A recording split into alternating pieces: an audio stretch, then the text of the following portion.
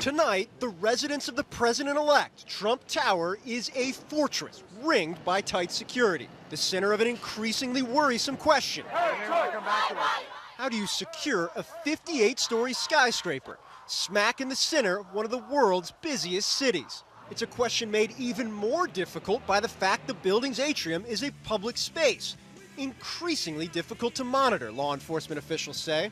And the building itself, a target as recently as this year of a suction cup climber, seen as potentially vulnerable to any number of threats from surrounding towers and streets. Because it is so dense, the damage it could cause is potentially immense. So they're going to have their work cut out for them here for quite some time. The FAA already moving to protect it from the air, issuing temporary flight restrictions that extend nearly 3,000 feet up and 2 nautical miles out.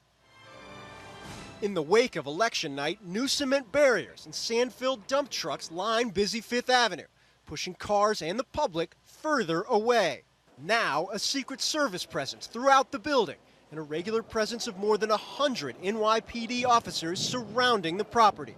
A debate between Secret Service and NYPD officials still ongoing over even more restrictive actions to take.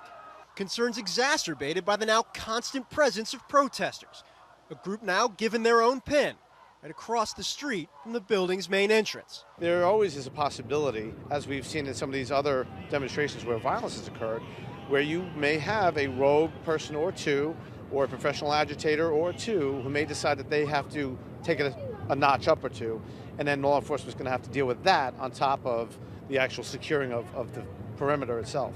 Law enforcement officials acknowledge the challenge. There's no easy way to protect a building that reads Trump Tower and sits right in the middle of Fifth Avenue.